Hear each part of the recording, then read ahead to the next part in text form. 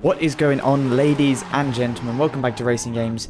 Here we have Forza Horizon 5, the review. So, let's take a look at the 5th installment of the open world racer right now. What is Forza Horizon?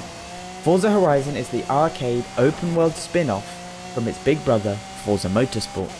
Each game sees a vast selection of cars and a music festival take over a location and provide the player with a sort of choose-your-own-adventure racing game. Over time, experienced players find themselves specialising in aspects as diverse as drifting, tuning, photography, and just collecting cars. This time, the festival is in a fictionalised Mexico. It's the biggest and most spectacular Forza Horizon yet. Let's take a look at Mexico and the world of Forza Horizon 5. The Playground Games team took the task of locating the festival very seriously. This isn't the Mexico of a Robert Rodriguez film or some simple one-dimensional caricature. This is Mexico in all its glory, with stunning and diverse scenery and rich in history. Mexican music fits effortlessly into the playlist. Landmarks from the country sit naturally within the huge map. They are used in a sympathetic way so as to enhance the gameplay throughout.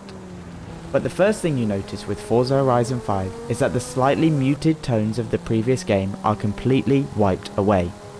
Forza Horizon 5 is louder, brighter, brasher than its predecessor in every way. At moments it feels like I'm comparing Dirt 5 to Dirt Rally 2.0. There's nothing restrained here. This is a depiction of Mexico you won't really find anywhere else. It's vivid and vibrant, and to me feels authentic and genuine. Next, the cars. As yet, there aren't many new cars to the franchise in this game. There are some treats with those that are included for the first time though. The Porsche Taycan Turbo appears to have four-wheel steering, which I believe is a first for the Forza games. The Mercedes AMG 1 can switch between road and track modes, opening vents and lowering suspension. Really impressive stuff. Apparently some convertibles can switch between the roof open and closed, but I've got over 100 cars in the game so far, and this doesn't work with any of mine just yet. I guess for now my character will just have to get wet when we're driving through a storm. There are 527 cars available in game at the moment, and we'd expect plenty more to arrive as rewards through the lifetime of the game. Some enthusiast brands aren't in the game at all at launch though. If you're a fan of Alfa Romeo or Lancia, I'm sorry to say you won't find those cars in Forza Horizon 5 at this point. There is a glimmer of hope though, as Mitsubishi and Toyota weren't initially in Forza Horizon 4, but later those vehicles were added to the game. Next, we'll take a look at expeditions, stories, and the showcases in Forza Horizon 5. The single-player campaign provides much of the early game fun. You, superstar driver of Horizon Festival's previous, arrive for the launch of the latest installment, initially delivering a range of cars to the main site. You take part in a range of expeditions to expand the festival, which unlocks further events of specific types, for example off-road, street racing, and stunt driving, and participate in showcase events to publicise the festival. Showcase events see you take on a range of other vehicles in races that look epic but ultimately feel like the stakes are low. The stories feel like the part of the single-player campaign that the Playground Games team took the most care over. They genuinely have something to say about Mexican culture, whether it's gently poking fun at lucha libre wrestling or stressing the importance of family ties as you work to restore a car. There are even references to class divides when some rich kid racers want to join the underground scene. This is where Forza Horizon 5 is most successful. It's a serious upgrade over Forza Horizon 4, where the stories sometimes felt like an afterthought. Some chapters have choices, and you'll want to go back and try the other option in time. Now, let's talk about driving and racing in Forza Horizon 5. Those who have played previous Horizon games will immediately feel that the grip physics have been tweaked significantly. Supercars slide about much more if you take them off the tarmac. Water splashes, and there are a lot of these, punish low-riding vehicles far heavier than before as well. There's a bigger choice of tyres, and of many other car parts, and they make a big difference. This is good news for those who like tuning their vehicles.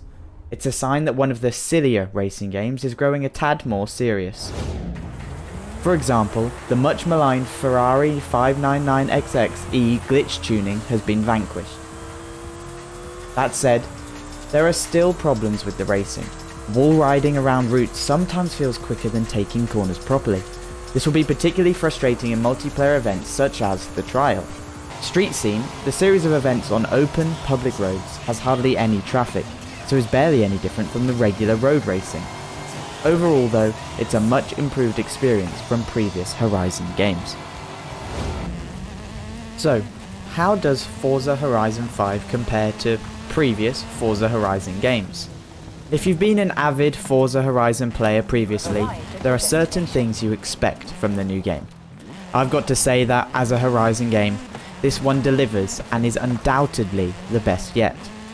Almost every criticism of the previous edition has been taken on board and reworked.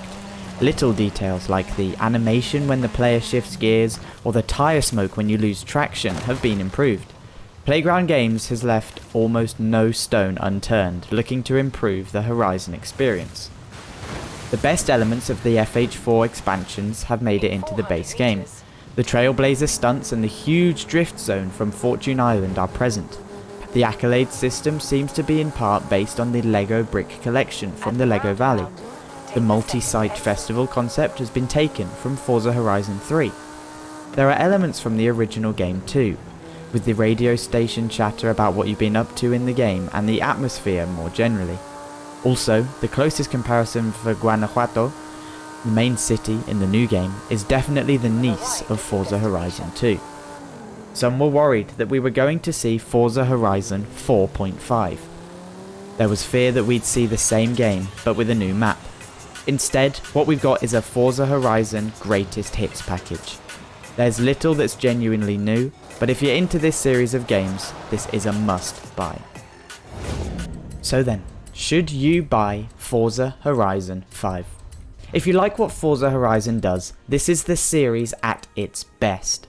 It's a game that keeps you continuously entertained for however long you have to spend on it. It won't satisfy the urges of simulation specialists, but it's not trying to. Forza Horizon 5 is the racing game for everyone else. This isn't a competitor for Assetto Corsa, but for Grand Theft Auto. It's a game that you can dip into time and time again, and always feel like you've achieved something. Personally, I'm completely and utterly hooked, and I imagine I'll still be playing this game regularly when the next Forza Motorsport eventually emerges. There's no question about it. This is a magnificent game, and I do highly recommend playing it.